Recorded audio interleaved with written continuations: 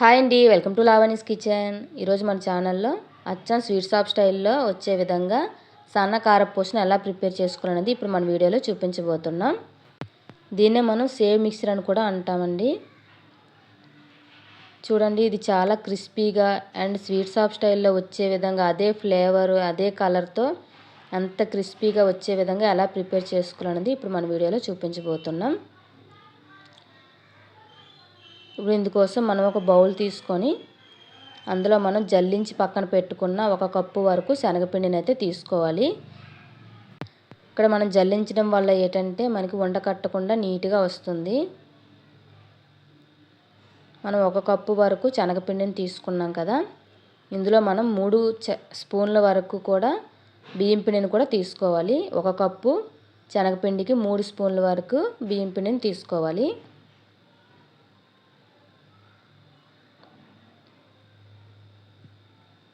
అలాగే ఇందులోకి మనం మిక్సీ పట్టుకున్న వామును కూడా 1 అర స్పూన్ వరకు వేసుకోవాలి. మనం ఇక్కడ సన్న కారపూసను ప్రిపేర్ చేస్తున్నాం కాబట్టి మనకి వాము అనేది హోల్స్లో ఇరుక్కునే అవకాశం ఉంది. అందుకని మనం ఇక్కడ మిక్సీ పట్టుకొని వేసుకోవాలి.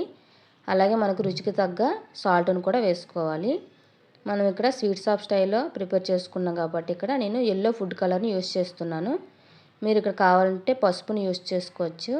అలాగే మీరు స్పైసీగా కావాలనుకుంటే ఇందులో మీరు కారంను కూడా యూస్ చేసుకోవచ్చు.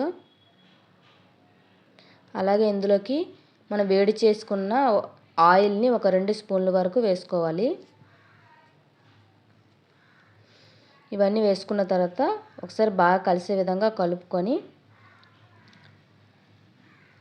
మొత్తం ఉండలు లేకుండా ఈ ఆయిల్ అంతా పిండిలో కలిసిపోయే విధంగా మనం కలుపుకోవాలి.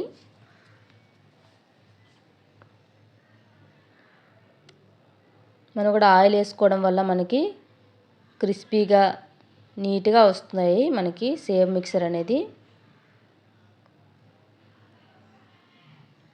మొత్తం అంతా ఇలా కలుపుకున్న తర్వాత ఇందులో మనం కొద్దిగా వాటర్ని యాడ్ చేసుకుంటూ మిక్స్ చేసుకోవాలి. ఒకేసారి వాటర్ని వేయకూడదు.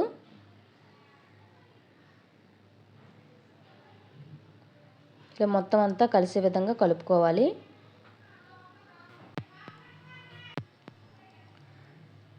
మొత్తం పిండి అనేది ఇలా కలుపుకోవాలి. మనకి చేతికి ఇలా అంటుకున్నట్టయితే మనం ఆయిల్ని అప్లై చేసి కూడా కలుపుకోవచ్చు చేతికి.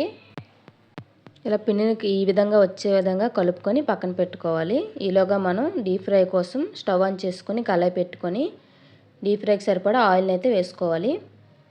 ఈ ఆయిల్ మరిగేలోగా మనం ఇలా సన్నగా చిన్న హోల్స్ ఉండే సన్న కారపూసను ప్రిపేర్ చేసుకొని జంతికల గొట్టాన్ని అయితే ఇందులో ఫిట్ చేసుకొని మనం ఇలా ఫిట్ చేసుకోవాలి. మొత్తం ఇలా మూత పెట్టేసుకోవాలి. దీనికి ఇలా బాగా మూత పెట్టేసిన తర్వాత మనం ఇందులో ఆయిల్ని అయితే అప్లై చేసుకోవాలి పిండి అంటుకోకుండా ఉండడానికి. మీరు ఇక్కడ ఆయిల్ అప్లై చేసుకునే బ్రష్ ఉంటే దాంతోనైనా అప్లై చేసుకోవచ్చు. మనకి ఇది చిన్న సైజు గొట్టమే కాబట్టి నేను చేతితో అప్లై చేసేసుకున్నాను.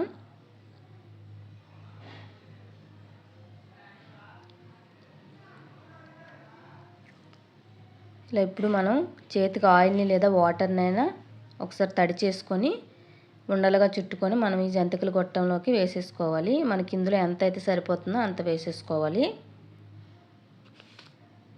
మొత్తం అంత పిండినంతా ఇందులో వేసుకున్న తర్వాత దీనికి ఇలా పెట్టుకొని పక్కన పెట్టుకోవాలి రెడీగా.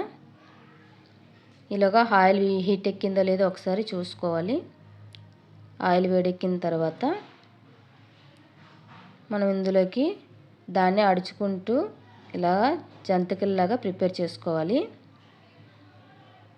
మీకు ఇక్కడ ఏమైనా టైట్గా అనిపిస్తే పిండి కాస్త వాటర్ని చిలకరించుకొని మరొకసారి కలుపుకోవచ్చు.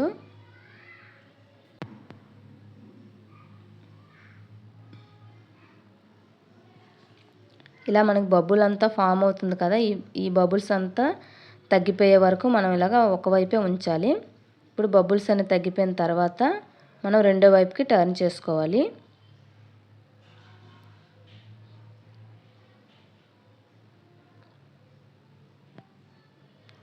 చూడండి, ఇక్కడ ఆల్మోస్ట్ మనకి బబుల్స్ అయితే తగ్గిపోయాయి కదా. ఇప్పుడు రెండో వైపుకి టర్న్ చేసుకుందాం.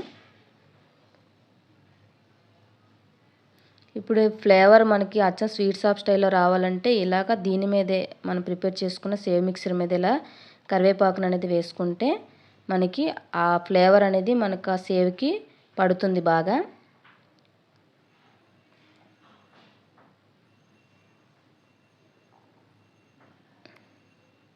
ఇలా ప్రిపేర్ చేసుకున్న తర్వాత ఒకసారి రెండో వైపు కూడా టర్న్ చేసుకొని ఇలా తీసేసుకోవాలి. తీసుకొని పక్కన పెట్టుకోవాలి. ప్లేట్లోకి తీసుకున్న తర్వాత మొత్తం అందులో కరివేపాకును కూడా తీసేసుకొని అందులో వేసేసుకోవాలి. అదేవిధంగా ఇంకొకసారి కూడా వేసుకొని చూపిస్తున్నాను. చాలా సింపుల్గా అయిపోతుందండి మనకి. మళ్ళీ అదేవిధంగా కరివేపాకును కూడా వేసుకోవాలి.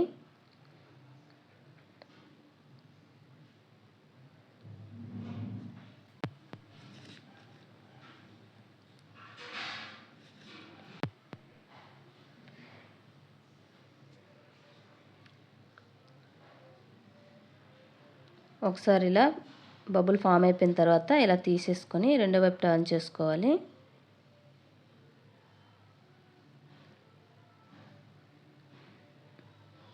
మొత్తం మనం కలుపుకొని పిండంతా ఇదే విధంగా మనం ప్రిపేర్ చేసుకోవాలి. ఇప్పుడు బబుల్ ఫామ్ అయ్యడం ఆగిపోయింది కాబట్టి మనకి ఇది ఫ్రై అయిపోయినట్టే తీసేసుకోవాలి. ఇలా మన కరివేపాకు దీంట్లో వేసుకోవడం వల్లే మనకి స్వీట్ షాప్ స్టైల్లో ఫ్లేవర్ అనేది వస్తుంది.